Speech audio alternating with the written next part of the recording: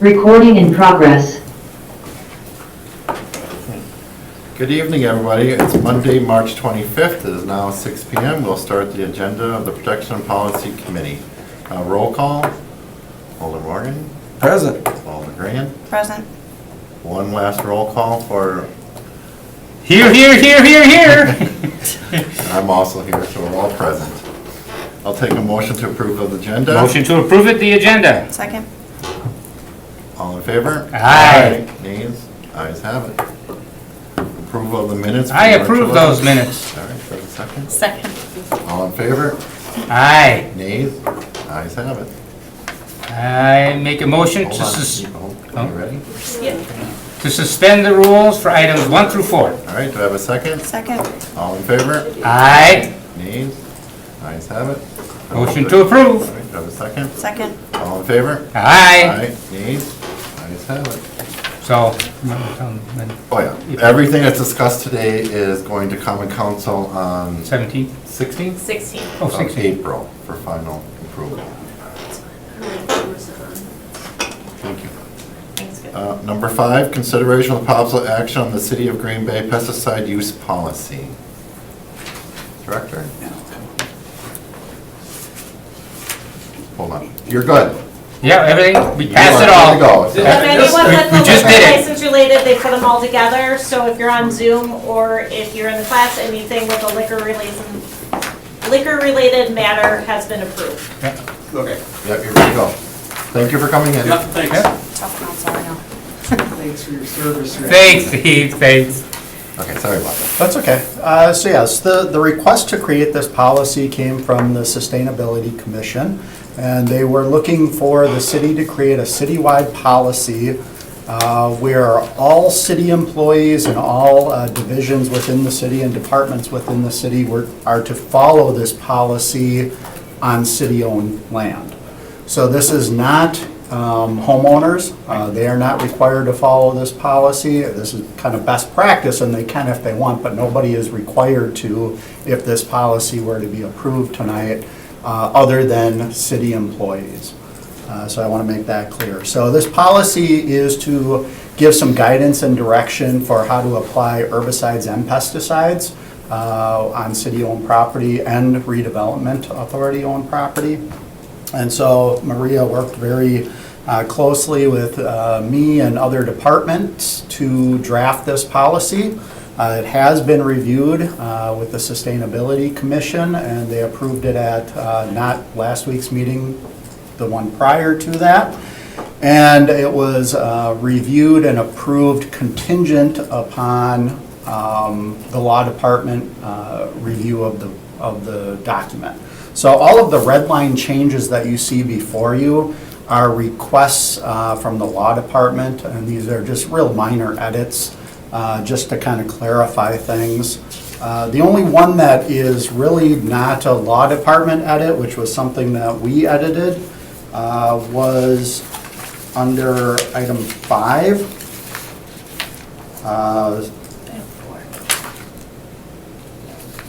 It'd be under procedures, item 5, and it'd be number 4L.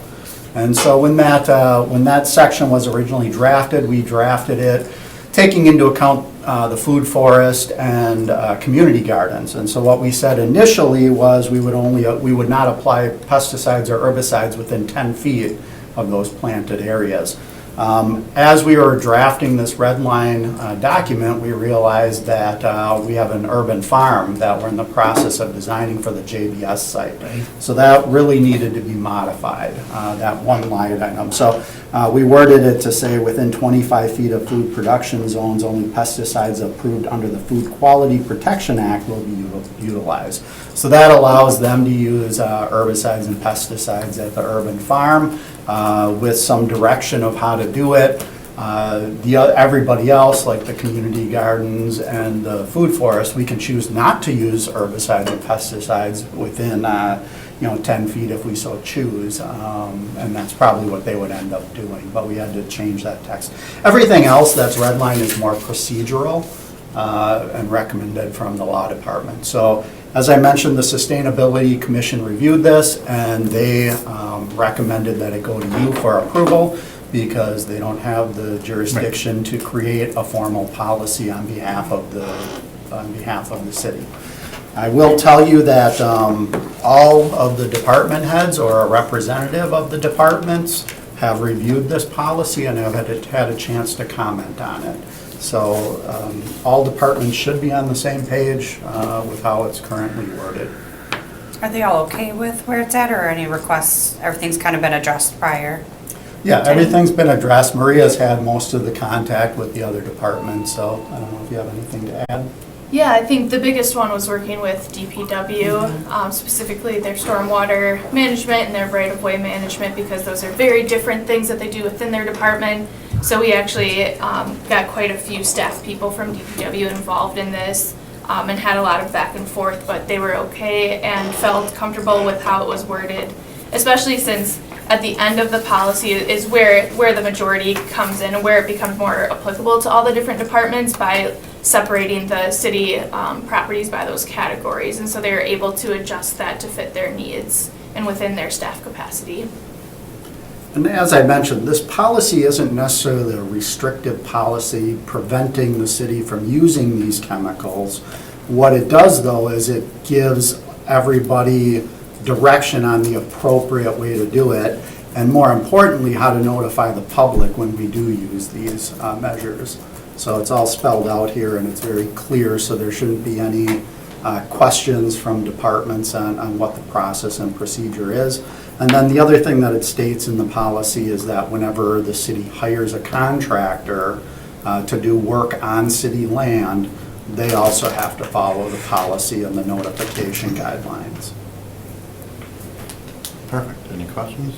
Other questions? Is there any major costs that will change or affect us with using different things? I would say there's no additional cost because it's kind of best management practices, but we will have to do a little bit above and beyond what we did before, especially as it relates to public notification. So what we're doing in this policy is a little bit, it's more than what the government requires you to do. So it'll take a little bit more staff time to notify the public accordingly. But other than that, there shouldn't be any additional costs associated with these changes. Perfect. I'm really excited for this.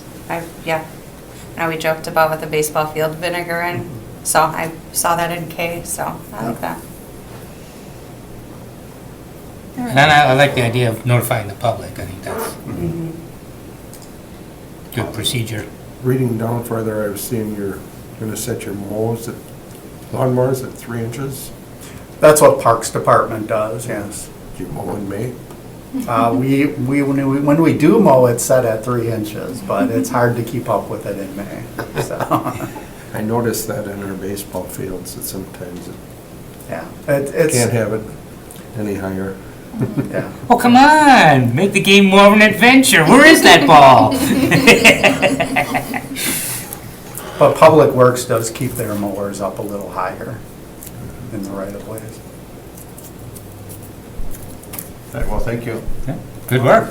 Thanks. Thanks for all the work on it. Yep.